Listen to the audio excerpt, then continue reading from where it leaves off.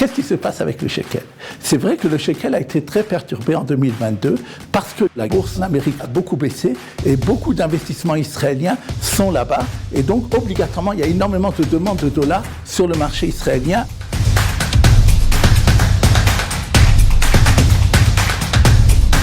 Ça y est, c'est arrivé. L'euro ne vaut plus qu'un dollar. Si on regarde l'historique du rapport entre l'euro et le dollar, on se rend compte qu'à sa création, lorsqu'il a été mis en marché, dans le début des années 2000, il ne valait d'ailleurs pas grand-chose, il valait même moins qu'un dollar. Il est même autour de 0,80. Donc, on n'est pas un accès de faiblesse. Cependant, au début des années 2000, les pays membres de la zone euro ont décidé de montrer au monde qu'ils étaient très sérieux. Ils ont dit, nous allons prendre des mesures budgétaires rigoureuses. Nous allons peut-être même être une monnaie de référence à la place du dollar ou, comme c'était avant, de l'or. Et effectivement, pendant un certain temps, ça a très très bien marché. À 2010, un euro valait 1,6 $. Depuis cette période de 2010, l'euro descend de façon continue et assez forte. D'ailleurs, l'année dernière, il valait quand même encore 1,2. Quelles sont les causes de cette baisse de l'euro par rapport au dollar?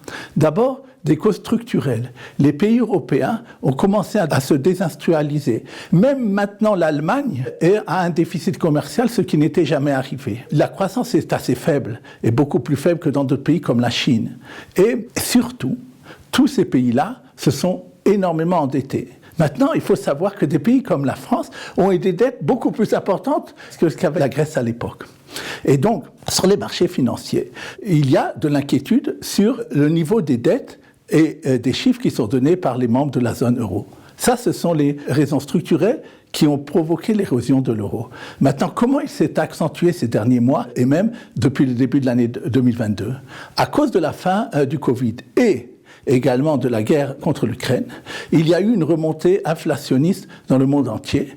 En États-Unis, on est près de 10%, et dans la zone européenne, d'ailleurs, on n'en est pas tellement loin.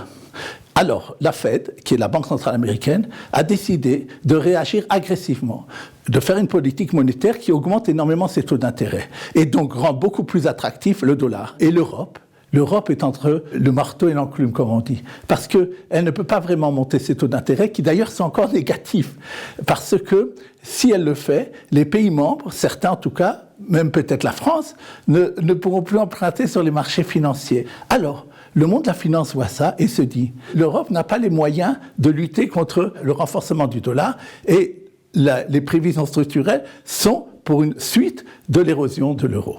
Maintenant, qu'est-ce qui se passe avec le shekel? C'est vrai que le shekel a été très perturbé en 2022, elle qui était en 2021 une des monnaies les plus fortes, parce que les bourses de la technologie, surtout en Amérique, ce qu'on appelle le Nasdaq, a beaucoup baissé et beaucoup d'investissements israéliens sont là-bas. Et donc, obligatoirement, il y a énormément de demandes de dollars sur le marché israélien à l'intérieur du pays. Cependant, on remarque ces derniers temps que les marchés commencent à se stabiliser. Comme on dit, wait and see. Nous serons sûrement amenés dans l'avenir à reparler de ce sujet et à expliquer quelles sont les tendances sur les marchés de change.